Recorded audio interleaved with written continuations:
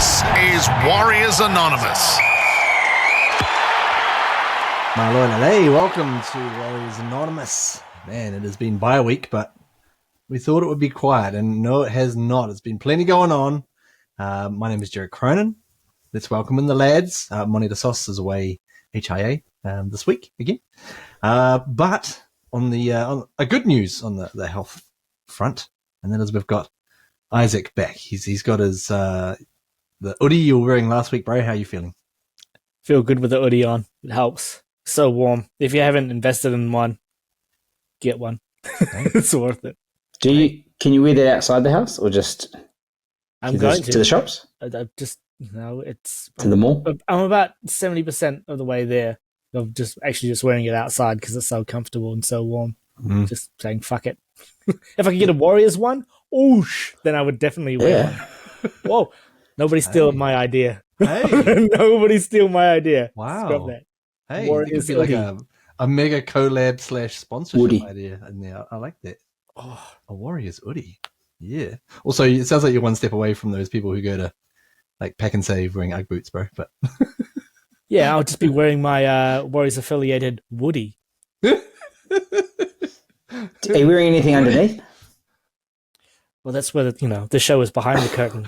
So maybe not. Push me. Yeah. I thought that's what you were singing, but no. Awesome, bro. Awesome. Welcome back. It's good to have you back, man. Hey. Myself and Buddha, we tried to do what we could do. The mega powers. That's right. Daniel Hogan. Daniel's back. You've been checking out any netballing this week? Oh yeah. I didn't get the. Did I? No, I didn't get the call up to go to the last Pulse game. They didn't win, but that means I've got a elimination final this weekend in Porirua. So arena, is it? Spot on. Yeah, they'll be there. So looking forward to that. The little girls netball. They had a loss and some pretty trying conditions, wet, and then the little fella played a bit of football. Nice. So yeah, although there was no Warriors action, there's plenty of sporting opportunities to go and see, so it was good. Yeah, nice, bro. Nice little week for us to, just for the players to just recover and get things right, and for us as fans to just, reconnect with our own spirit. And I was just thinking that actually. Hang it out for a break.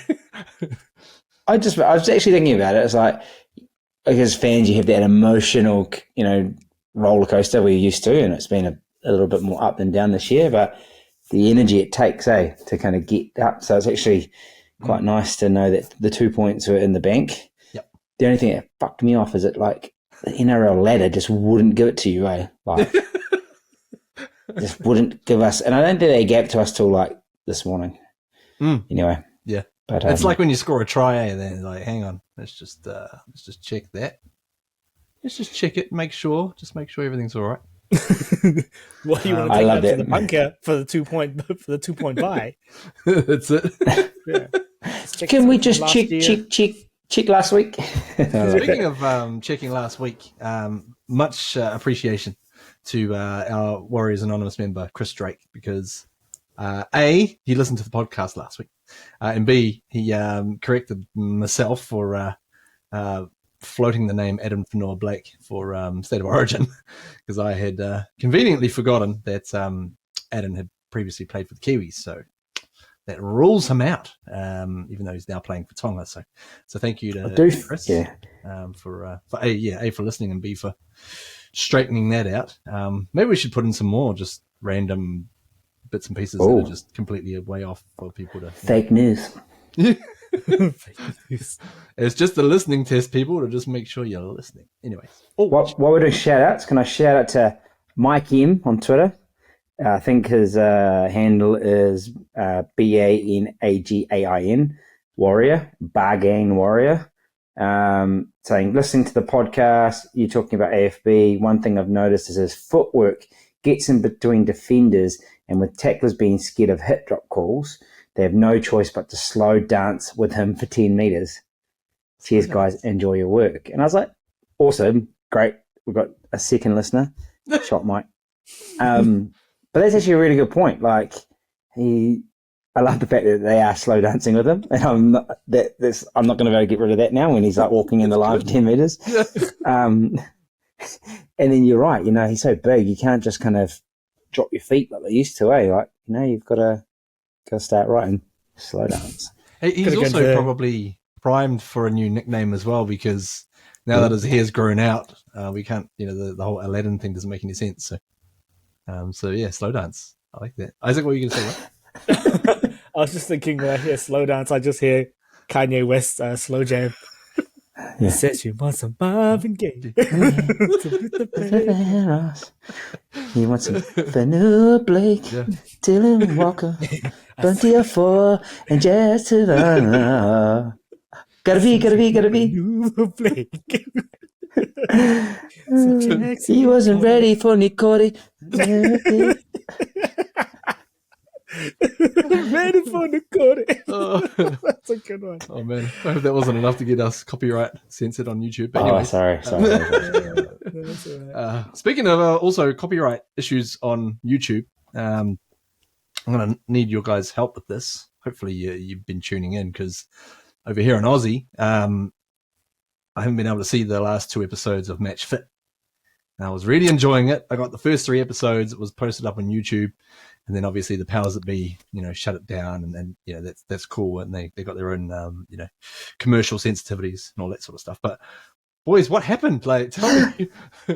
Haven't seen Spoiler alert. Oh, I haven't seen it either. you haven't seen it either. So I'm just going to take these out. Okay, all right. So none of us have seen it. No spoilers? No, and I was hoping that you weren't going to spoil it because I hadn't seen it, and we've got access to it, don't we? So I'll see, but Guys, I haven't seen the last 2 either. So I didn't hear any of that because I took my headphones out in case there was a spoiler. So I gathered you haven't seen it. I haven't seen it. I haven't seen it either. So shut up, Yes. G. Nothing. I don't want to hear nothing. Nothing. Block my ears. So we will report back. La, la, la, la, la, la, la, la, la. all I saw on Facebook was, it's not a spoiler, there's no spoilers in this, but Sione Whawina had posted up that it was the final episode. People can catch it on the 3 Now app, but you can't catch it overseas. So I was just like, oh, guys, what are you doing to me? So anyways, well, that was some good coverage there of the match finale. Man, it's been there's been plenty going on, despite the fact we've had no game this week. There's been a chunk going on, and that only really just was amplified today, the day of recording, Monday the 22nd of May, and that is our guy is coming back. We've got another triple banger name coming back, Chanel Harris Tavita. Isaac, what was your reaction when you heard this news? I'm a little bit funny about this one. As much as I love CHT, my immediate thought was, what happens to SJ? That was my immediate thought. So I'm running through the scenarios and trying to fit 5 into 4. But hear me out here. Conspiracy theory, QAnon. I'm thinking that Wade Egan might be on the outer after seeing the minutes that he's getting in these games. And I get the feeling that maybe they'll ship him off somewhere else next year and put CHT at hooker. That's a long shot. It's a QAnon. Wow. But I just can't see how 5 fits into 4, and I can't see how you can get rid of SJ the way he's going. So where does that leave him? He can't play in the centers because you got RTS or CNK there. Can't play fullback. So where's he going to go? And my immediate thought was hooker after seeing everything going on with Wade Egan and Freddie Lussick in terms of the game time of the past few weeks. I know. Long shot, but hey, throwing him out there. The chef. Who's going to cook for Chanel when he comes back? Well, he's been out on his spiritual journey and stuff, but, getting his independence, he can cook himself. True. He's probably come back with some mad pasta skills or something. He knows how to make traditional gnocchi or something. You'd be like, okay, all right. Yeah, he's well trained. Gnocchi. I don't think I can say gnocchi. Has he spent the past 2 months in Samoa as well? On the farm? So. Yeah. So whatever he's, it'd be great. Actually, probably hit him up sometime and have a chat before the comeback because it'd be interesting to see what he's been up to, and just it was really. I remember us talking about it in depth when he stepped away, and it was just such a brave thing for him to do, young man to. Just sort of think, well, I just need to go and reassess things. So, and all the public kind of pressure that comes with that sort of decision is, it's pretty amazing that he's gone away, and even now, even more exciting, just the little surprise to come back. But Buddha, we're gonna have a few. We're almost getting the band back together again. Got Royce Tuivasa shit. Got Chanel Harris Tavita. Probably not Kane Evans. I see that Peter Hiku's off contract next year as well. You want to chuck him back in there too? Oh, chuck him in. Come on, Pet. Chuck him in. My thoughts were, my first thought was Sean. What's going to happen with Sean? My next thought was maybe we could just bump, but I don't hate me for this. Maybe we could bump out Bailey Sirenen and just kind of get Chanel to adjust a little bit. Was that a tear, Butter? Oh, no. No. Bad connection. See you guys.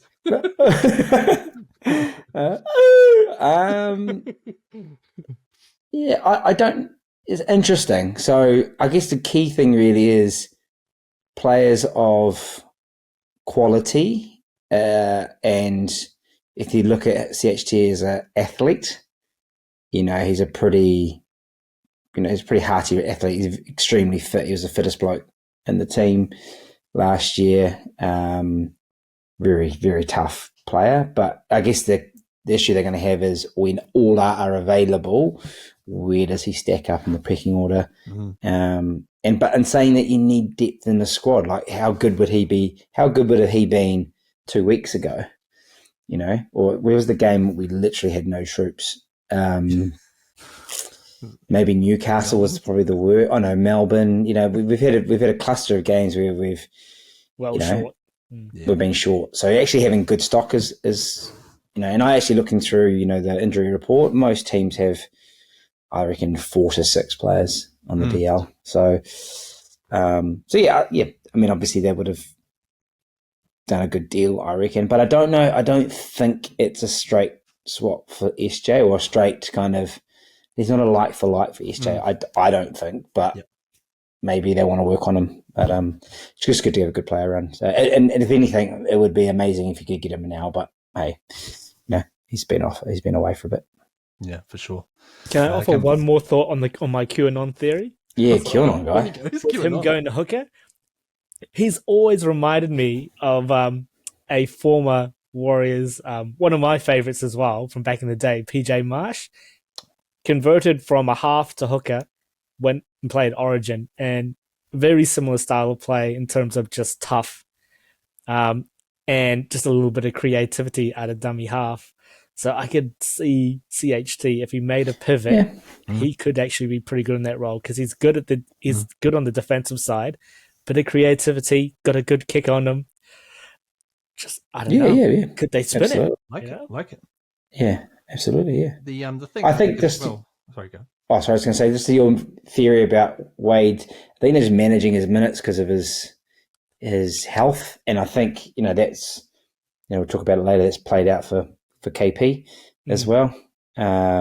He took a general shot and play 2 minutes into the game, and he was down. And it's that accumulated effect. So, and also I think just so.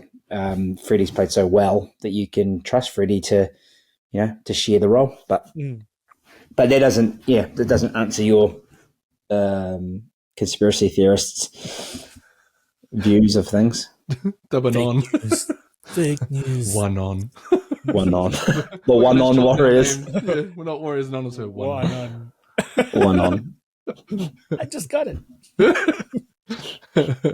It's also I really like the idea that he's coming back because him as a person, as a player, he suits the team, the way the team is built, the way the team operates, that grit, that toughness. I remember him, last year he was bloody, just winning us games with just being in the right spot, making the last tackle. And that's the kind of player that I can understand why Webby would be like, yep, let's get him back. So, really cool. As a short balls this week, we're going to be describing CHT's return as a great comeback. So there can be a comeback of anything. You can read into that.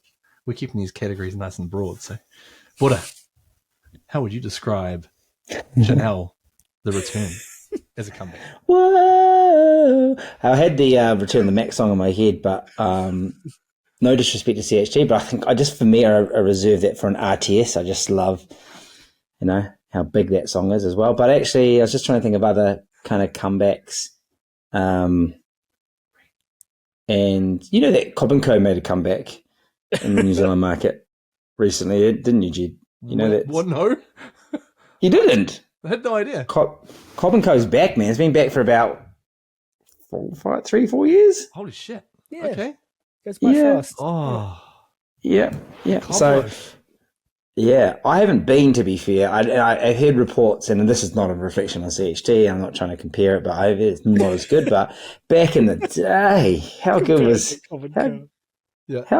it, man? Cobb Crunches, the Cobb Loaf, the old man used to get the sizzler, like half the restaurants just going as they wheel out his steak. It was so good, man. So, yeah. I always remember going to Cobb & Co. and like this wasn't, not as a kid. This was like, university kind of days. So should have known better, but went there, order your Cobb Loaf and then your mains or whatever, and end up smashing the Cobb Loaf. And by the time the main arrives, you're sitting there going, I'm quite full. I cannot eat more. But you did. A whole loaf of bread. Yeah, that's right. Yeah. There you go. You didn't know, now you know. Yeah. No, thank you, buddy. Part of Javel. Oh, no. Part of Wellington on a plate. Cobb & Co. Hey. If only they had one in Javel. Oh, my God. The mecca of cuisine. Oh. The mecca. Oh, boy. Isaac, how would you describe CHT's return as a great comeback? Oh, I did give you guys the Spider-Man analogy off the air, but I think that's reserved for RTS more so, because that's like mind-blowing sort of return. You're going to need to give the listeners background on that one. What did you say off air? Oh, okay. So a sizable comeback is when I first saw the last Spider-Man movie that came out, when in case you haven't seen it, this is a spoiler, all three Spider-Mans are in the same movie. And I was just like, no, that didn't just happen. Oh my God, that was amazing. And the whole crowd went nuts, and I'm a comic book nerd, so I absolutely loved it. But that's too big. That's RTS big. So I'll be feeling that way next year. So probably comeback would be... This is a weird one. You know that, was a TikTok video of that Latino dude, and he's drinking like a big bottle of cranberry juice or whatever, and he's skateboarding to a Fleetwood Mac song? Have you I seen don't know that one. And You might have to do a screen share on that one. Yeah, it's like what's that song? Dreams. He's skateboarding along to Dreams by Fleetwood Mac. I'm just like, yeah, it's that level sort of comeback for the song. So I'm like, that's a great song. I like it. Weird, it's got a Latino dude on a skateboard, but all good. But yeah, Drinking cranberry juice. Just loving life. That is bold. I like that. Okay, I'm going to go with the actor Kevin Costner, who was basically, during the 90s, he was the guy and everything. Dances with Wolves. And then after a while, he went for a bit of a sort of lean patch. We didn't really see him at all until I saw him in Draft Day, the movie about the NFL draft, and I was like, I'm in. And obviously since then he's done really well. So I'm gonna put Chanel's comeback as Kevin Costner. Not Brendan Fraser. Not Brendan Fraser level. Kevin Costner. Brendan Fraser, the whale. Mm. Yeah. Well, Harrison Ford doing a 5th indie movie. What the hell? Hey, there's a few things we could talk about. Not coming back, or at least not going back is Sean Johnson to Australia. Because yes, it was a good week for the Tigers. We'll get into that more, but they didn't manage to get their man because SJ said no way. So yeah, Isaac, you're obviously pretty happy about this development. I can't imagine how heartbroken I would have been if he had signed. It was never going to happen. He was, he's far too happy over here with his family in New Zealand. But if he had signed, if I had Sean Johnson posters, I would have ripped them all up. But he's staying, so fuck it. Who cares? Wow, you're going to that level, okay? That level. Because like Daniel, the Tigers are pretty serious about getting him. They were throwing some good money, something like 650 K. 2 years. Try and get him there for 2 years. What do you think? I think the Warriors have almost kind of played it in the way where they're a little bit sort of, non-committal. What do you think that we can offer them, for next year at least? Yeah, I don't know. I mean, there's the obvious conversation: does he want to go around again? So that's got to play into things. I mean, I think the signs look pretty good that there will be a deal between them. The way Webby's talking, the way the team's going, the way we're starting to get some interest in players back, RTS coming back. So I think it bodes well. The signs are good, but you can't guarantee anything. And I just think, let them. They'll sort it out. They'll make the right decision. And there's still a lot of footy to play as well. So I don't want to say, I don't want to jinx anything, but just like they pick origin teams, right? They've got to wait. And I'm just, I'd love him to go around again. And I think with Volkman where he's at, Volkman's been carving up in Cup and he played really well, but it's a big step down between them. So Volkman's not quite ready to take the reins. Yeah, for sure. We haven't spoken about another incredible comeback, and I don't know how many people might have seen this coming, but Isaac, Manu's back at the Warriors. Yeah. I mean, didn't see that one coming, and I think it's probably more so for his benefit than the Warriors' benefit.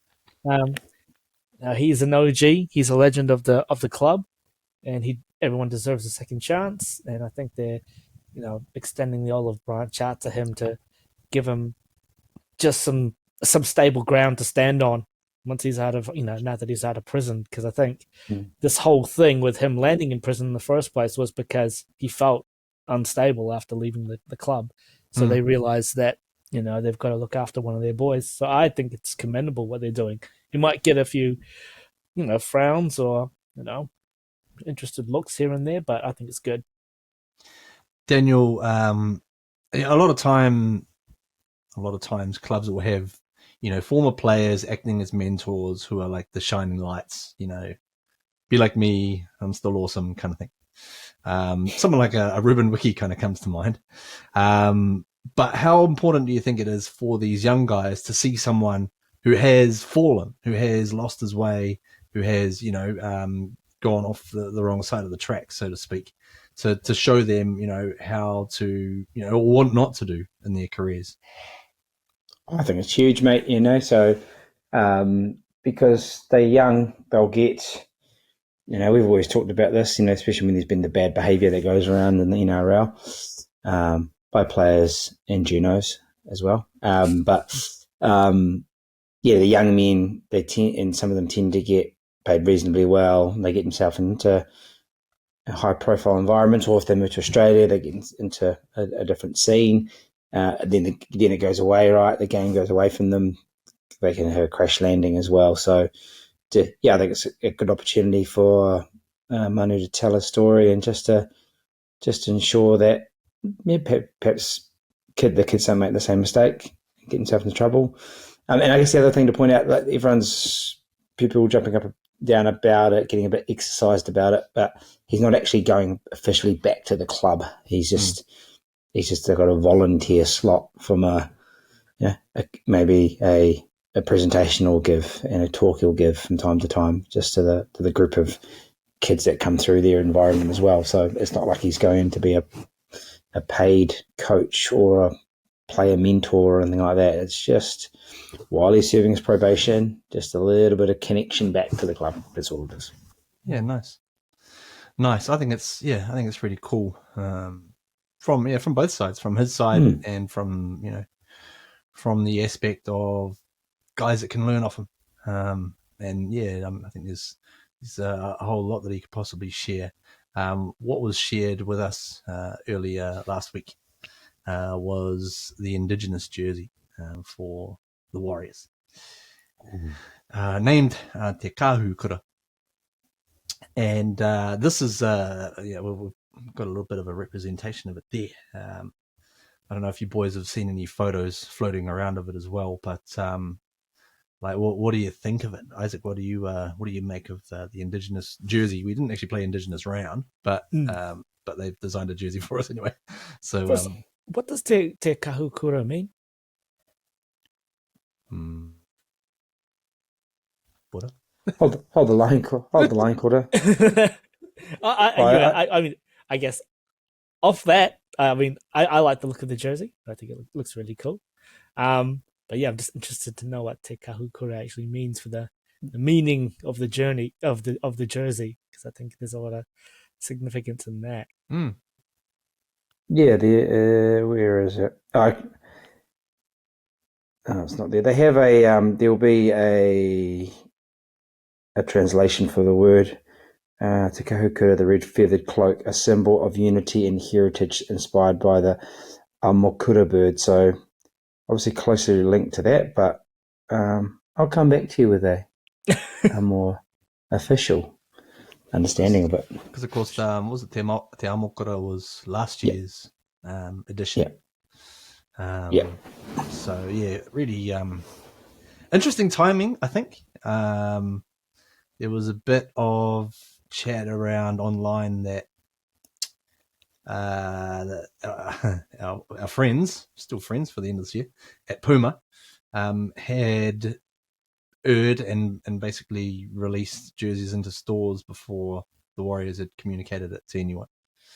So there's people saying that was the final straw for them to cut ties with Puma from next year and move on to Dynasty Sport, which I'm excited about. But Daniel, I remember you last year talking about you were getting stuck into Puma when we had our throwback jerseys. Bro, can you take us back to that point in time, what you saw and what you were feeling? Oh, it was a fucking shambles. So we had that throwback jersey, which is great, and had it once. So maybe we've had it a couple of times. I don't think I've seen it for sale anywhere either. And it was like the black with the white V and the bluey red shoulders. But they just didn't give us any different shorts. So I think we were running around with blue shorts. Black, I think. Black shorts? No, we didn't have black shorts, Matt. No. Mishmash, and the socks were out. And they've changed it. I think they had one game they played with white shorts as well. It's like, that's not a complete kit, you know? You don't send Man City out with like a top from here and a couple of pairs of shorts from somewhere else. Yeah. You know, I know we're not in the same league, but you know, it's just, yeah, they've been poor, I reckon. And yet, Dynasty, they look amazing. You know, the work they've done, especially in the Indigenous around jerseys. I really quite like the Raiders one. I really like the Broncos one, actually. I don't like much about the Broncos normally, but I thought their jersey was quite good. But and I assume there's just not been a lot of, you know, we've had maybe 2-3 jerseys. They obviously mustered up the 2002 version. Was it the version or the silver one? Silver one. The black and silver. Yeah. Yeah. They put that out. They did. But I don't know, like something seemed a bit funny about that particular one to me. Just, I don't know. It wasn't like, is it the big green one? It wasn't. Maybe it was like maybe the sort of V was a bit far apart or something. It was kind of something that was a bit strange because the alignment between the V and the logos was a bit off. Like, well, you're missing the Woodstock across it. Always missing the Woodstock. Isaac, do you think Puma phoned it in for the Warriors? Kind of feels like they've been doing it for a little while now. Mm. So yeah, they just took it for granted. Maybe didn't think there was anyone else out there to compete, and then boom, gone. So they did it to themselves, right? I mean, Daniel's feelings last year pretty much summed it up. Maybe Dynasty were listening to the podcast and were like, "There's an opportunity here. Puma are fucked up." I mean, Puma pants, didn't they? They really pooed their pants. I pulled my pants. I Puma pants. Yeah, good riddance. Good. I think. I mean, is Puma doing anyone else in the competition? Not in the NRL not this year anyway. They're doing the State of Origin jerseys, which also, I don't know, like, I feel like the Queensland ones have been quite good over the past few years, and then the New South Wales ones just gone a little bit odd. Yeah. They kind of mess with the formula. They kind of had it right maybe about 2 years back. Just real traditional looking, and then last year they kind of threw in a funky, ugly V thing. And this year's one, I don't know if you've seen the New South Wales one this year, but looks a bit like I don't know, it doesn't look like a footy jersey, but anyways, this is see ya, Puma. That's right. Out you go. Also exciting things for 2024 is that the Warriors have signed a number of young guys from all around the country, and also even in Australia as well. Young kids to come in and represent the SG Ball team going ahead next year, and also Jersey Flegg and Harold Matthews Cup. So Harold Matthews Cup is the under 17s version. So you go Harold Matts under 17s, SG Ball under 19s, and then Jersey Flegg is the under 21. So that's a good solid pathway moving forward. Daniel, we had a good chat last week with Tennis Dallas Smith, who was in that pathway.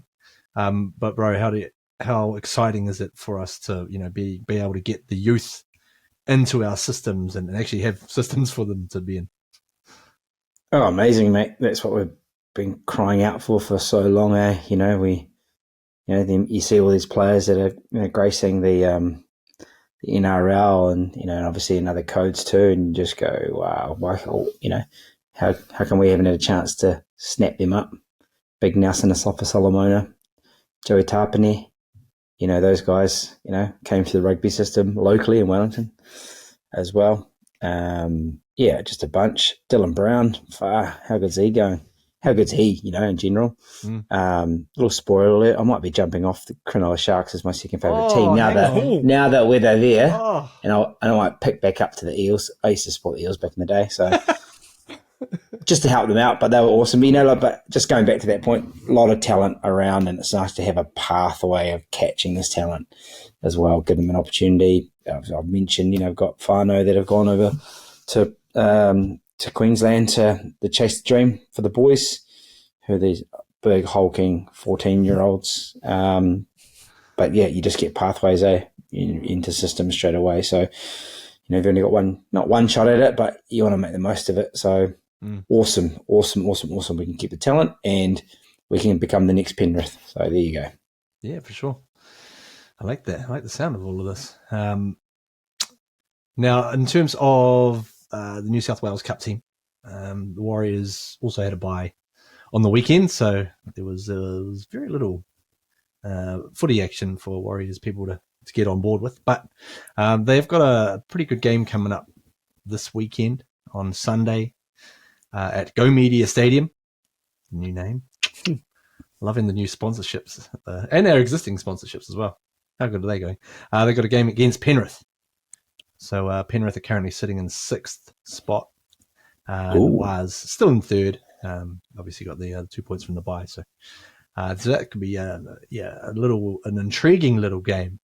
See how that goes. So good luck to the lads. Obviously, I'm sort of hoping that Tanner Stell-Smith will be part of that game as well. Yeah, so keep an eye out on things. And if you're around Mount Smart or the surrounding areas on Sunday, head along because it could be a good little game there.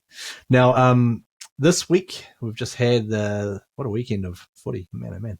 Of course, it was Indigenous round where every every team celebrated their Indigenous heritage with jerseys and pre-match ceremonies and just a lot of general awareness about the Indigenous culture in Australia. So that was really cool. Some people online are questioning why the Warriors get the bye during Indigenous round. So I thought I'd ask you fellas and just get your 2 cents on it, because you can kind of go either way here. But yeah, Isaac, what are your thoughts on let's go hard or nah? Should the Warriors be part of Indigenous round, and your reasoning for what you reckon? That's a tough one.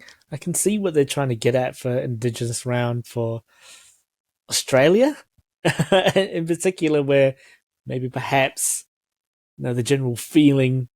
I'm trying to put myself in Australians' boots, is that they probably haven't been as kind to the Indigenous people as they should have been. I'm not saying this is just like a token round, but it's for them. So I guess for the Warriors story, I don't know if it kind of fits in with Indigenous round for that side of things. I get the ethnic, cultural history sort of line that people might have been thinking of with the Warriors, with strong sort of Kiwi Pacific Island flavor. But I kind of feel like Indigenous round is for Australia. That's just my opinion, though. But I get where Warriors fans are coming from with it as well. Yeah, fair. Buddha, what do you reckon, bro? Hard or nah? I'm hard to talk with that. So I think it's important that there is a focus purely on Indigenous and Torres Strait Island peoples as well, to really highlight that, exactly what Isaac said. I'd only counter that with, another round that looks at the not just Māori or New Zealand or Māori, but look at the Pacifica regions and those other nations that make up the NRL talent as well. Just some way of a nodding towards that. I mean, each round could be a round, and if they borrow anything from the A-League, they got some pretty stupid bloody rounds a few years ago, the A-League as well. But anyway, I think just solely focused on Indigenous round is all good. Bro. They have got a multicultural round. I think it was sometime earlier in the season, where they do look at the different cultures involved. But yeah, just thinking about stupid possibilities of what rounds they could have. Like you'd have only left footer round or something like that, or only those I don't know, shorter than 5'3" or something. Honoring our greatest 5'4" players, Terry Lamb, Cliffy Lyons, hyphenated name, Jeff Tuvey. Yeah, we want to honor our greatest players with great mustaches. Cliffy Lyons. Oh yes, right there. Good one. Yeah, mustaches. I can jump on that bandwagon. What's another great mustache from the past? Jeez, Cliffy Lyons is just the dominant one. Oh, Cliffy Lyons, yeah. Well, he was kind of a combo, wasn't he? Sort of had the wispy but then he had the just sort of perm mullet. Kind of that big Mel Gibson Lethal Weapon haircut that was going on. Riggs.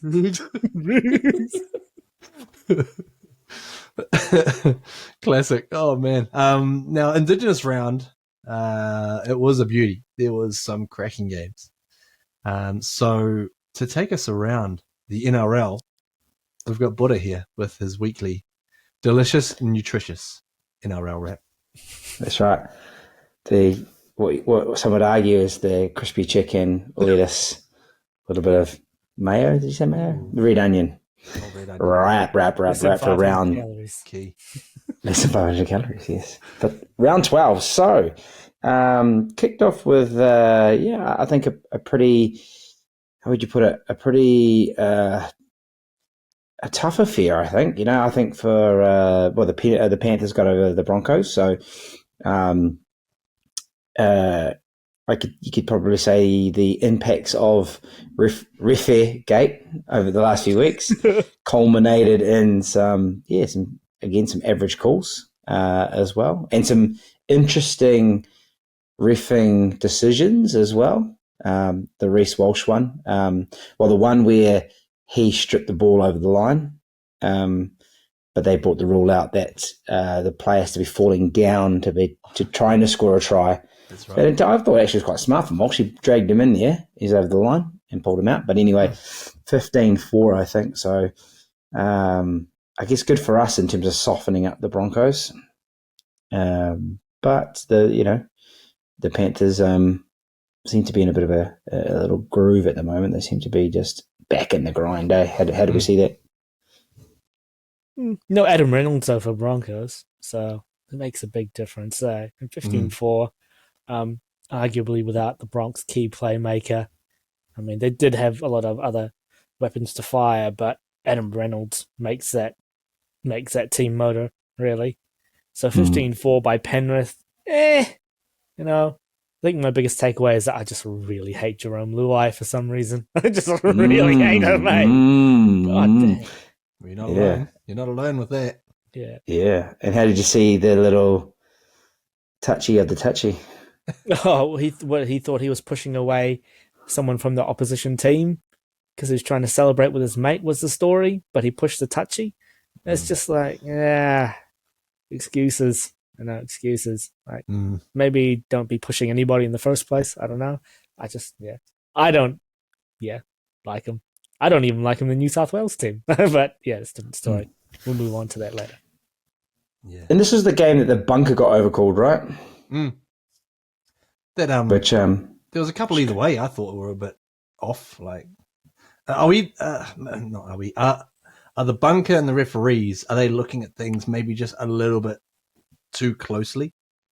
There was the Scott Sorensen one where the ball was there and he was in the process of wrapping his arms to collect the ball, and they said that there was like about a millimeter of separation. For me, I'm looking at that. I'm like, that's just a try. Like, you can't gather in a ball without moving your hand like that. And if he's on the ground and the ball's on the ground, then there's going to be, some sort of motion in it. But what did you boys think of that one? Did you see that one? I didn't catch that one, man. So, but I know where you're coming from. Like, it's just good. They slow it down so much that they don't actually get a feel for the pace and the collection of the game. And I always revert it to rugby, and look, I'm not going to compare it to rugby because they slow the game down for fucking other issues. But when it comes to handling, they're a little more casual with the handling. The amount of times a ball goes back or drops or in those situations, and they just go play on, or they, I think a little fingertip touches it, they're happy with it. So, I didn't catch that, but I know where you're coming from. But what about the other one? I was really interested in. I like the fact that the referee overcalled the bunker. Yeah, and it was the right call. Yeah, the old overruled. As long as they get it right, I don't care how they get it right. As long as they get it right, that's what matters, and that's what the players and the fans want to see. Yeah, and you applaud the referee. Was it G, Adam G? Was it, or the courage of his conviction to overcall that, because he could see it and going, "Nah, Reece Walsh doesn't have eyes for the ball. He just wants to get in. He just wants to get in the way." He didn't have eyes for the ball. He had pretty eyes for the ball. He had hungry eyes. Hungry eyes. But that's the whole point about the refs. I think we've talked about it at length for the past couple of weeks now, but they're all too scared to make the right decision. They kind of go pass along the back line to make someone else make a decision. So for the ref to go, no, here's where we are at. This is the call, and this is the right one. Everyone goes, all right, sweet. Someone's willing to take control. That's a good thing. Because, no one seems to want to take control because they want to take responsibility for the outcome. So, it's like throwback to the Bill Harrigan days, eh? Like, he just had total control, man. Yeah, complete conviction in his in his decision. People were just like, fair enough.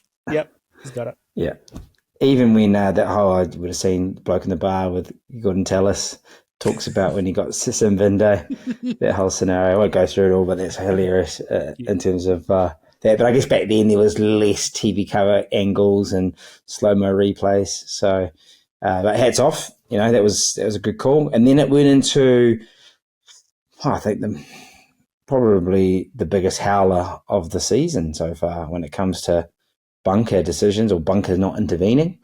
But I was very, very happy for the Dragons. No one likes to see. Well, we talked about it with the Tigers, and they've obviously had a little bit of resurgence. You don't want to see teams getting kicked down, and especially to upset the Roosters. Not upset the Roosters, just get on top of them. So that was a cracker of a game, I thought. Yeah, it was a beauty. And how good was the finish? Oh, tell you what, I talk about these games where there are certain games that just grab you, and like this was one of those games because neither myself or the wife are, necessarily Dragons fans, but somehow we're watching this game, second half, and bloody hell, when they score the last try, spoiler alert, we're jumping up and we're yelling like cheering and shit, and it's like fucking hell, we're jumping around cheering for the Dragons. It was just one of those games that it really drew you in, So I'm with you, bro. I thought that was an awesome game, incredible finish. Well, the week they had and the way that the club management had handled it, sent the players out. Like I think half the players didn't even know he was sacked yet, as well. Wow. But and seeing guys like Ben Murdoch Masela out there getting some good game time actually in getting a win. But look, I mean the topic out of this is, does Victor Radley have to change his ways? Fuck, of course he does. I mean, we have a little touch to the face, as a third man in for a week. Not a week. Did he get a week? No, he didn't get a week. He got the match review. Thought, look, the punishment's been served. He gets nothing. He doesn't even get 10. And now he's going to sit there. He's going to have 3 or 4 weeks on the sideline. It's like it's a mismatch, eh? Like obviously, they got it completely wrong, right? Oh, 100%. And they were complaining as well. Like there was a kind of almost like a siege mentality around Radley. Like, oh, he's just getting done for, because of who he is. And I'm looking at him going, have you seen the dumb shit he's been doing? Like, seriously. Again, they're not picking on him. They're picking on what he's doing. And that was just another example of it. You just can't do that. Sheesh. Unless you play for Melbourne, but no. Right, and so what have we learned when it comes to coming together in those situations? Don't be the third or the fourth man in, because third and fourth man got done. Forget which game it was, but they got done. Raiders. The Raiders, Manly. And if you're going to get there, just push him below the face. No hands in the face and no leading with your head. Yeah. Like a money maker. I feel for Sifakula because he's like his first foray into, NRL in terms of, the top side. Jazz needed to pull him inside and go, bro, this is how you get into this shit without getting in trouble. But those other guys, and look, I think Radley is the most binned player, isn't he, in the history? And it's turned out to him, and I actually think that Robbo, he needs to sort it out, eh? You can't have a player that's serving, a 30 games on the sideline for suspension. But anyway, they're in a funk, and they're technically the worst attacking team in the competition. Damn. Okay. Which is that? Crazy for the amount of strike that they have, eh? That's ridiculous. It's crazy. They're going crazy. So yeah, that was a great win, and that led into another great win for Para, my new second favourite team, everyone.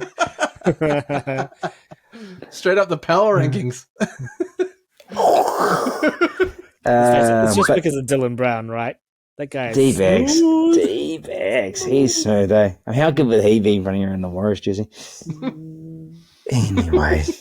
How did we see that? Did we catch that one, boys? Who saw that one? Yeah, I saw that one. Didn't see that one. Dylan Brown. Mitchell Moses had a fantastic game as well. They both played so well that I have both of them in my draft fantasy team, and I only played one of them. It's all right. I had Munster. Munster didn't do that well, but I still won. But I know. But my rule is I can't have both of them on the field. What's that? You reminded me of him. I had Tedesco on the bench this week because he'd been shite for me. He got racked up about 83 points. Yeah, he dropped the 80 burger, right? Yeah. 80 burger. He was making breaks. I was like, you bastard. Yeah. Into that Para game, South's been travelling so well, I thought, shit, no one's going to touch them. And it just this whole round is an indication of, like, form guys out the window, But with what I liked about the Para game was the Cartwright. He's finally, shaken that kind of I'm all talent and, and no effort, kind of tag, eh? And he's actually playing bloody well. That Hopgood's solid. Parlo's a beast. They've got a good squad, man. It shows the competition is how good it is at the moment. If Para is, in the bottom tier of it, eh? And they're They getting had players down Joe, in that game too. Sorry. They're getting Joe Ofahengawe as well from the Tigers. Maybe this week. They tried to go there last week, but they sort of backflipped on it.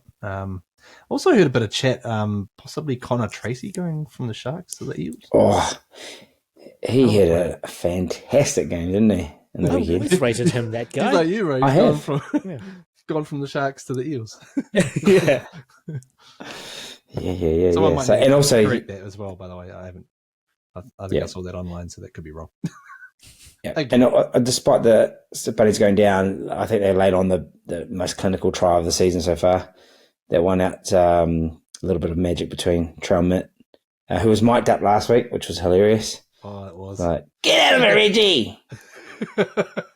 I love Here it is. Burp thing, and he's like, shouldn't have had that rap.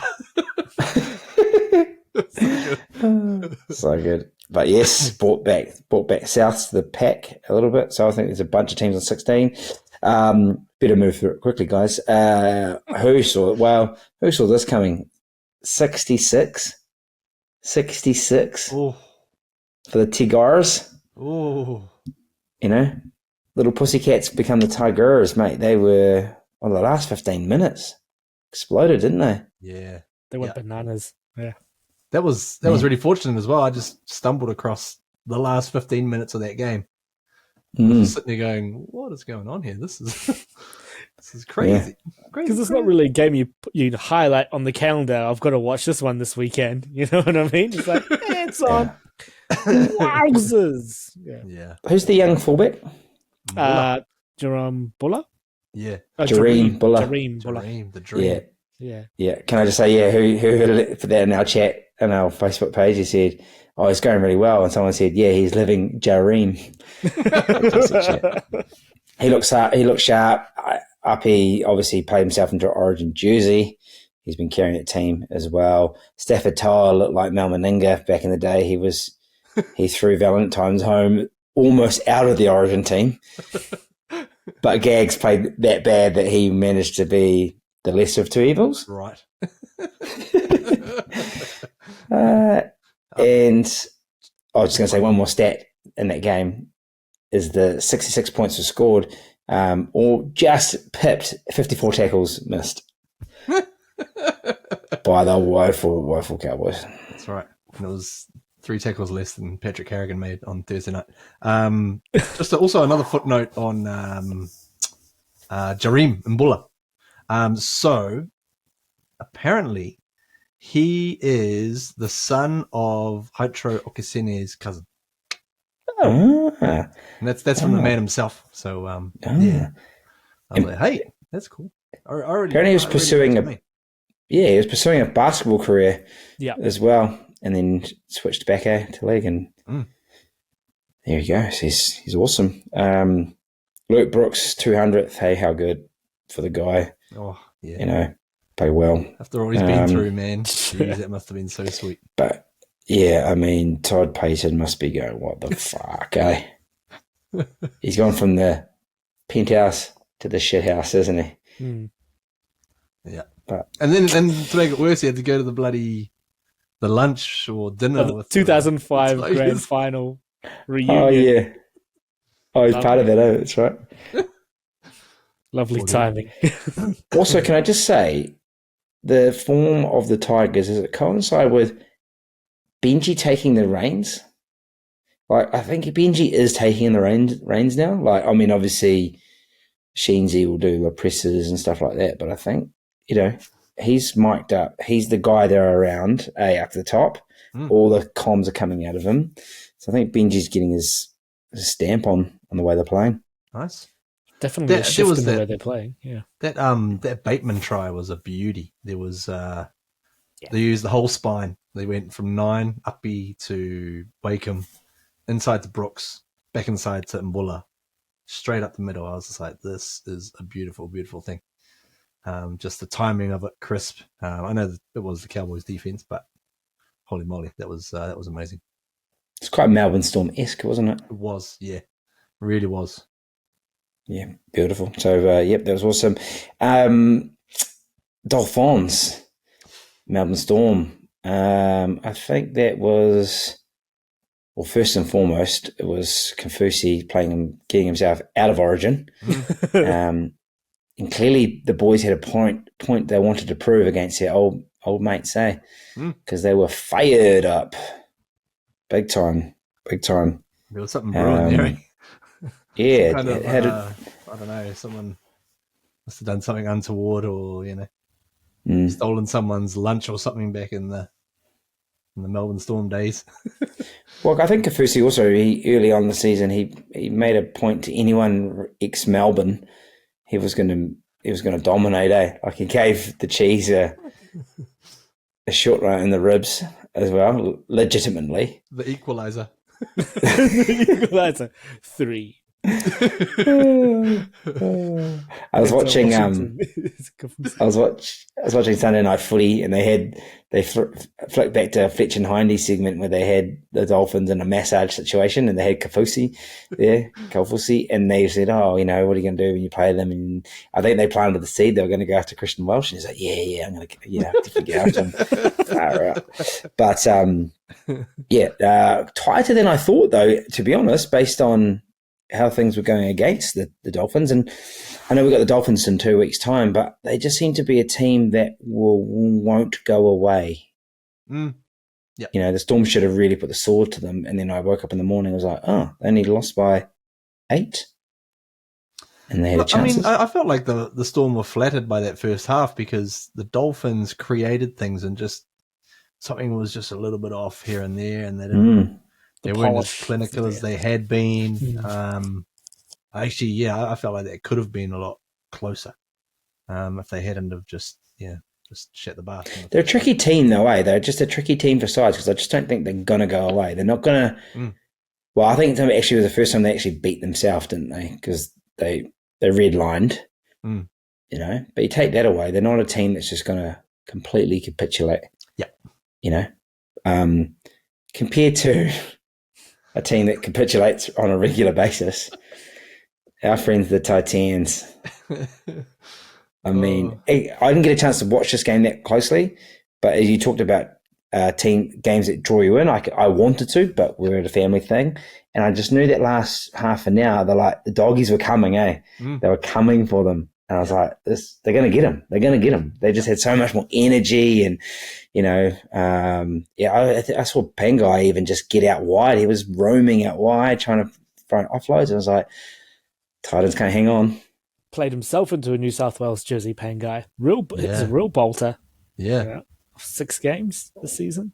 Yeah, man. But he played good. He was terrorizing them in that game. You can see why they're picking him in the New South Wales team, just to cause a bit of havoc, really. Yeah. I caught that second half. And every time, like, you're getting conditioned to it now. When you're watching the Titans, you see them up 14-0, and it's like, it's going to be an exciting second half.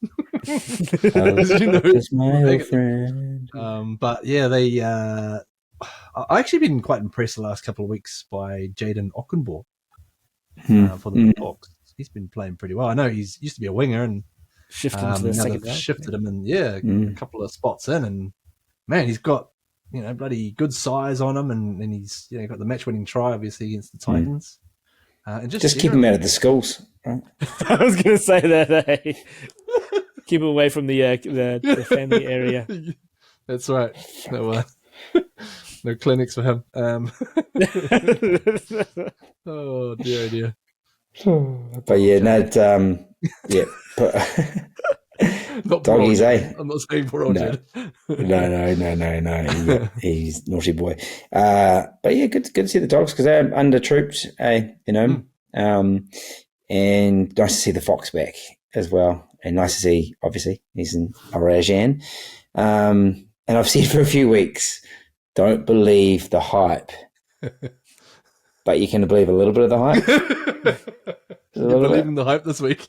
Believe in the hype. It was kind of one of those classic throwback matches, eh? That kind of back in the day, Manly Canberra, they just used to be, well, in our era of growing up watching footy young, they were just standout teams, eh? They were just ding-dong battles. And, mate, return of the Turbo, eh? He was back to his finest. They've just got some strike power, eh? Far out. They're bloody making breaks down the field. Some guy makes a break, and then from about 70 metres back, the bloody Saab fires up and just... the Saab, eh? Saab. Goodness gracious. I reckon he could outrun a Saab, eh? Fucking hell, he's quick. Yeah, but then this time, I mean, last week, was it last week? When Nikora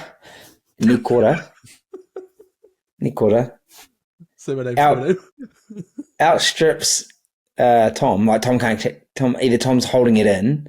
He's obviously holding it in, right? He's probably just trying to wait by another week to get explode. But he goes from that to then just keeping up with the Saab, eh?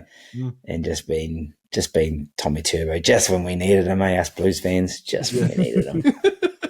But I also point out. Sorry, I was going to point out. He's had plenty of shit. Schuster, plenty of stuff said about him, but he actually makes that team tick, eh? When he's in there. He is really good. I think he's a really good player. And I feel like that I don't know. I feel like people get stuck into him a bit too much based on his physique. Yes, he's a big boy. I feel like that they're trying to, a lot of the times, because he's transitioning, I guess, from an edge forward to a 5'8". 5'8". Yeah. You can just say he's a fatty. Well, I mean, he's not, because you look at the size of his head, right? Look at his melon. And if he shrinks down to like the size of a 5'8" in his body, he's gonna look like a little cube of cheese on a toothpick. And it just it's like, okay, you gotta work with what you have more. Is he gonna look like a Lego figurine? Just a big square head and these. He's got a square head, actually. Yeah. I think he just probably didn't follow his professional athlete's diet, and obviously those that are familiar with some of those athletes that struggle with their weight, they get put in the fat club, and so they get dietary monitoring and all the rest. So I think that's what DC is alluding to a few weeks ago, that he just needs to sort his diet out. I love that comedy cartoon. Is it the Wanless one? When they're it's old Buzz Rothfield. He's sitting there and he sees Schuster eating some ice cream. He's like, "Oh, we've got him! We've got him!" They're like, "Leave him alone, man." He's like, "No, he's eating ice cream." Oh man, but hell of a player, and pushing shoves get 10. Yep. As well. I thought for a moment Kepi was just going to come in behind and it was going to be all on, like the Battle of Brookie, but not quite. So that's right. He had a word to him, but I was kind of happy with that, to be honest. Like second and third man in, Hudson Smith didn't need to do what he did. Didn't need to push him at all. Try was scored. Just Grubson Young. That's it, bro. Yeah. So and then Kepi came in. I was like, yeah, good on you, bro. And then. Was it like Emre Gula came in? Oh yeah, he didn't get anything. Eh? He did the most. He was fifth man in. It was severe. So the Panker got that one wrong too. Yeah, it was hilarious. I actually think. I mean, Hudson Young set it off, but his was the lesser of the three. Yeah, it was. And at least just fell on the nice little soft. Yeah, well, that's the thing. Cushioning. Everyone was getting pushed into nice little cushy pads, wasn't it? It was like push, boom. I had to laugh though in that Saab try with old cheekbone himself. Garrick made a break. Garrick, he's tearing down field and the fullback's coming at him. He looks left and he's got Gola on the inside.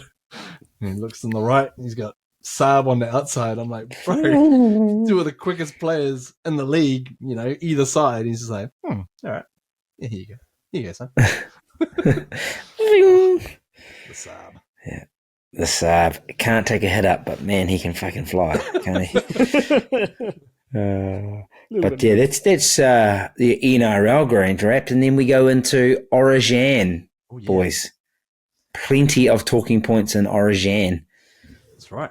Isaac, you spoke about Bungai Jr. getting into the New South Wales team. Bungai. Any other sort of noteworthy changes, selections, or non-selections that you've picked up? I think probably the biggest one on the Queensland side is Walsh over Ponga. Historically, that team's been picked on experience and loyalty, but Ponga's just not up for it at the moment. He's got his own issues, I think. Not enough game time under his belt, and Walsh is just playing the house down, so I think that was to be expected. But yeah, a few bolters in the New South Wales team. Nico Hines getting a run finally. Good on him. I think he more than deserves it. But then, Hudson Young, Tavita Bungai Jr., getting their debuts. And I feel a little bit sorry for Campbell Graham having to pull out of the squad altogether. He was 18th man, but sternum injury that he just wants to see to. So he did it of his own accord, which must have been pretty hard for him to do, seeing as he's been on the fringes for a long time and been playing the house down this season too. So, thoughts on the teams, guys? Just quickly on Campbell Graham. I also feel sorry that people keep nicknaming him the serial killer. Poor guy. There's Fletch and Hindy, they kind of coined that. I'm a bit worried about, I'm not really worried about it, but if I was a Queensland fan, I'd be a little bit worried about having Walsh as fullback. Just because defensively. Yeah, that's right. I mean, we've seen, even in that game the other night against the Panthers, he made a few errors and that, and I'm like, I don't know if you can, if you got latitude to do that in Origin, bro, you can get found out. And I feel like a guy like Nathan Cleary's going to be just trying to make his life miserable back there. So, I'll be interested to see how that shakes out. Buddha, who do you like, bro? Well, just on that point, I think, you're right, but he's got 10 days with the greatest fullback to play the game. So I think Billy's everyone else is going to train out over there, and he's just going to spend 10 days with Billy. They're going to go in the hills, hiking, bit of Brokeback Mountain stuff, and then they'll be back. But I think, I can't quit you. And I honestly think they saw Ponga and they said he is just one strong tackle away from being out of the game.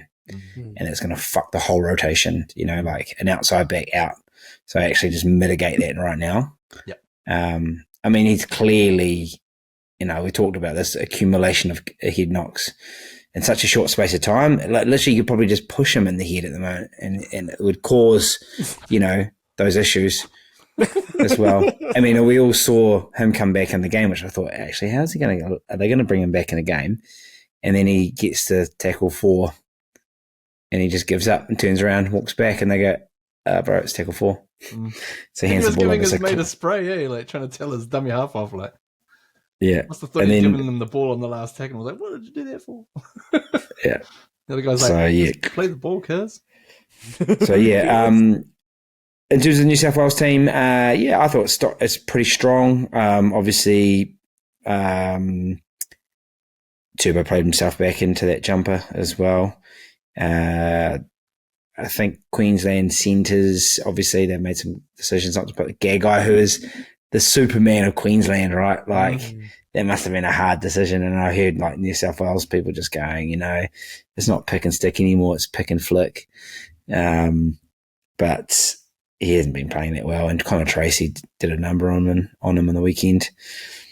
And good to see Tyson Frizzell back in, I think. He's someone you can, what you're going to get in the Origin arena. Happy for him. Happy for him. Well. Really happy for him. And the only other thing really is I know I talk about Campbell Graham, but it sounds bad, but Teddy's fucking lucky as well, He's, obviously carved up points-wise as well, but, Dylan Edwards is so good. He could easily go around at fullback. But hey, Teddy is still classed as the best player in the game, eh? He's the captain, right? He's the captain. Well. Yeah, he's good, and he'll be sweet. But just one of those things, eh? Yeah, They've there's kept the players faith. built for Origin, like Liam Martin getting picked off, not much game time as well, but he was just he was just a shoo-in for Origin. So Teddy's Yeah. probably have the same. I get it. Yeah. He's earned the right, eh? Earned the right. Yeah, 100% earned the right. But I cannot wait. I love Origin. Oh, Love it. oh. Speaking of comebacks, just hot off the press here.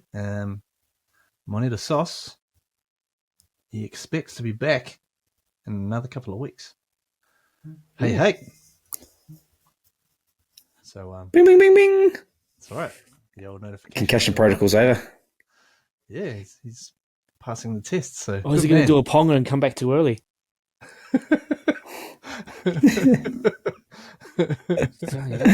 We'll get Freddie back for his one. Yeah, I got him rattled, boys. That's a great line, huh? yeah. Oh, We'll Freddie. surprise him. We'll surprise Monty when he comes back. We'll just have Freddie there, and then it'll be all like, Just do a one-on-one with Freddie. Oh, hi. Lots of and questions. recorded. Yeah. Now go fight. Sweet. Yeah. All right, that's gonna be an interesting game. Wednesday week, that Origin match in Sydney. So that's a must win for the Blues. Like, remember last year, Queensland came and stole it first game, and from there on, I felt like I actually felt like they always had it sewn up, knowing that they'd go back to Suncorp in the last game. So must win for. So all this chat about Origin and that as well. It's been good, but I'm ready for some Warriors now. I've had my break. Had my week off. Had the staycation. Had the Back to staycation. reality. And it's the roadshow is going to McLean Park in Napier. Woo. It's still called McLean Park. Hasn't been named anything else. Yeah, McLean Park. Not Go Media. No. Not, Nah. John McLean Park. Nah. John McLean. John McLean So, yeah, Park. round 13 game against the Broncos, who are maybe a couple of points ahead on 2 points ahead of us on the table, and they're sitting in 4th. We're in 7th, so big game. This is a big match. Broncos going to be a little bit short-staffed, missing Walsh, Cobbo, Flegler, Haas, and Carrigan. I actually thought Capewell might have been in State of Origin, but Injured. Like is he injured? Injured. Well, he ain't playing either then. All right. Yeah, he definitely would have been in the team, eh? In the Origin team, yeah. He's a heck of a player. Yeah. Isaac, what are you looking forward to in this game? It's a big one for the Warriors. I'm looking forward to the Warriors stamping their authority. They know this is a key period of time for any Warriors fan. These next few weeks coming up, Origin It's period. like Christmas. Yeah, it's Christmas for a Warriors team. Top 4, baby. Top 4. But we're not going to do that if we don't put away teams in these sorts of situations. It's not our fault they've got all these Origin players. We've got Well, they get the benefit of the Origin player outside of Origin, right? Yeah. But it's in this period of time where, and they're not like a Panthers. The Panthers, maybe, I don't know this year, but previous years, Panthers had a really good next team, if that made sense. Yeah. The drop in quality. But I don't think the Broncos do. But with the Broncos, yeah. See? It's going to be an interesting one. Now, Buddha, from our side of things, we may well have some healthy troops to look at. Ooh. So Bring on the graphics. Been checking out the casualty ward. Yeah. And there's a couple of guys there. It says round 13, set to return. Jackson Ford, maybe Braden Williami with the eternal calf. Eternal flame. Eternal flame. Close your eyes, It's give me your hand. my Also, Ronnie Volkman. Is Ronnie Volkman like coming back from the friggin' freaky strong hand? Yeah. With I think it's got a plate on the finger, mate. So I think they put a plate on there and then they stitch it back up and just a digit, tape it up. Quick turnaround, from that. Come on, Ronnie. the robot Yeah. hand. Just okay. Yeah. All right. Robocuff. So based on that, what are we thinking in terms of the starting lineup? We're thinking Ronnie back into 6. He played there against the Bulldogs, and bringing Jackson back into the starting second row as well. Do you think? I think so, although is our version of the Saab, is Metcalf available? And I mean, obviously he's just coming back. Is he a game or two short before he's available for topside selection? Possibly. He's only played 40 minutes of New South Wales Cup so far. Yeah, so that would rule him out, really, wouldn't it? Potentially. But I guess it depends on, can Ronnie catch the ball? Yeah, he caught the ball reasonably well, scored that lovely try, mate. So I think they were pretty confident he'd be back. True. They tape it up as well. And look, to his credit, he played well. He played well against the Dogs. Yep. And he was a nice... Yeah, and it was a nice foil for SJ because I think later stage of the game, when the pressure came on SJ in terms of kicking, we had a credible second kicking option, right? Just so long as he holds his defence when he needs to, and I think he's doing enough. Another shot. You really got to marvel at the recovery of these guys. Ronald, couple of weeks, finger poking out of the skin, gets it operated on, bang, back with a plate, sweet as. Couple of weeks later. Te Maire Martin, broken bloody part of his leg. He's expected back round 15. Ed Cossey smashed his knee round 16. Like shit, man. Like this is quite an incredible sort of medical age that we live in to be able to get these guys back. But mate, it's all that horse placenta. Yeah. Sorry for these horses. Horse Monday going through this Warriors team. Bunch of horses limping around the paddock, like placentaless.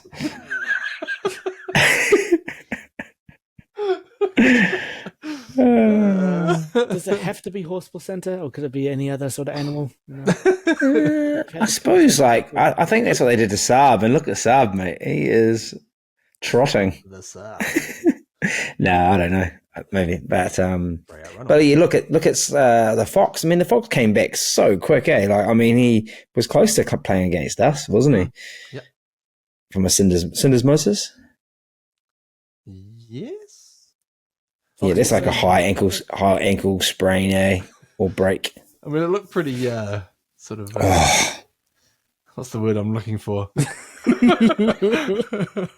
It looked flamboyant almost the way he hurt himself doing the splits and Just a bit of knowledge for you. What do you call a group of flamingo? Flamingo. I'm just like something out there. A flamboyance. Flamboyance. That's right. Yeah, it's pretty cool.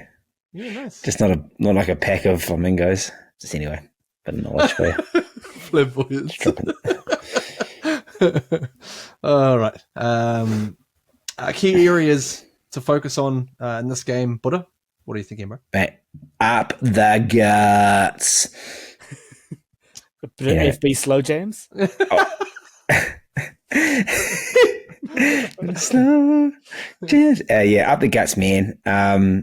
We arguably have one of the top 3 props going around, but we all know the number 1 prop in the game from every stat and physical metric is Voltron Payne Haas. So without Voltron there this weekend, that helps. And obviously Flegler's he's made the Origin team. And okay, well, so yeah, gotta smash him up front. And then use our awesome back 5, which blocker, cock blocker, people don't love him, don't like him, but his head, I kind of agree with him. We've got the hardest running back 5 in the competition. So they can have a field day. Yeah. Still thinking about Adam Fanova slow jams. Slow downs. Post contact leaders. He said he wants some AFE. All right, key players for us and them. Isaac Reynolds will be back for the Broncos. That'll be big. Also, Corey Oates perhaps as well. What sort of matchups are you looking forward to out on the grass? It's all up the guts, basically. Yeah, no Flegler, no Haas, no Carrigan. Am I missing anyone else? Anyone else? Forward pack? Capewell. let's run over them. I mean, they've There's got just four of them. They've got some willing deputies like Tapau. I think is Corey Jensen? Yeah, in that Broncos team. Yeah, Jansen. but Pierre Corey? Johnson. Pierre Corey? Pierre Corey? Yeah, coulda. Pierre Corey? Something like Yeah. that. Yeah. Jordan Ricky? Yeah, Pretty Ricky. Pretty Ricky. Rhyme with me. When you're next and you rhyme with me. Is this game just going to be full of 2000s like hip hop references, eh?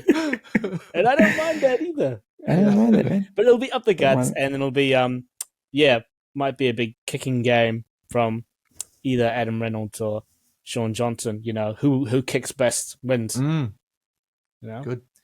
Yeah, man. And I reckon that we've moaned about it all season. The fucking Broncos haven't left Suncorp.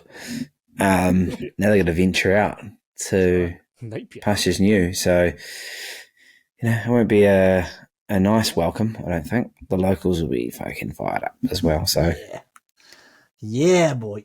give them the taste of Kiwi. With my taste of kiwi. Show them you're the best. Right. Sold out yet? Sold out already, yeah. Surely.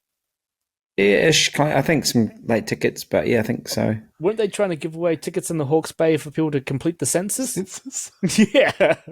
They were giving tickets away. It's smart.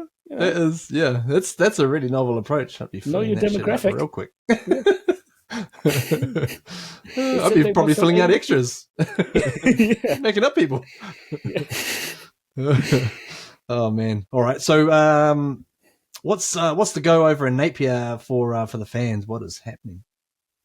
Well, a few of us are getting together. So the Warrior Holic, just actually in Messenger with him right now, the transporter. So I think we're just trying to find a location. I think Friday night SCNZ have a little thing going on as well. So for people that are getting in the area early, we've got a few. Portside Bar on Marine Parade.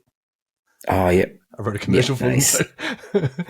Nice. It's going to be run it straight, recording there on the phone. Awesome. Get along. Yeah, peeps. awesome. Yeah, that would have been awesome to know now. But because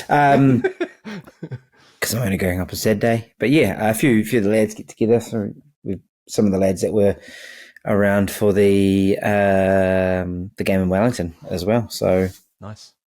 Warriors far and wide, eh?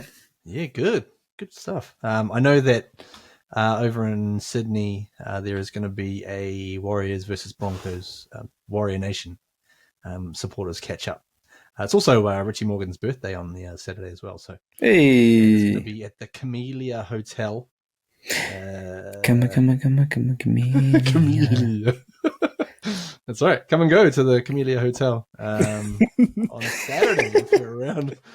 It's going to be a hell of a time, and we'll do a toast to the man himself, Richie, as well. So that'll be cool. Hopefully, it can be the ultimate present of getting the 2 points over the Bronx. But anything else you fellas want to cover over before we? I had because we had no expense report. I had one stat that I figured out myself. What are we going to call this one? Oh, it's pretty shit. We're going to call it Buddha's bullion. I was going to say back of a fag pack maths, but you can't really say that. They refer to back of a cigarette packet. And I mean as in cigarettes, please. Please. Spates trivia. You got the little yes. Oh yeah, you got the little trivia yeah. thing underneath the bottle. Yeah. Yeah. So what have we had? We've had 12 rounds so far. There's been 11 buys. And then I did a little math. I was checking each week. Blah blah blah blah. Carry the one. But the first. Oh, so 12 buys. But for my stat was the team coming back from a buy has won 7 games and lost 4 games. Okay. So the ledger's up. And one of those games was Panthers lost by 1 to the Eels, second favourite team. And I think another game was only lost by 8. So yeah. So what I'm trying to get some analysis on how do you feel when you get back after you buy? Do you have a good win, or do you have a win as well? After the bye. All right. Bye, bye, bye. Yeah. Bye. Yeah. Yeah. So after the bye round, but it might be different after the heterosexual round, but we just don't know.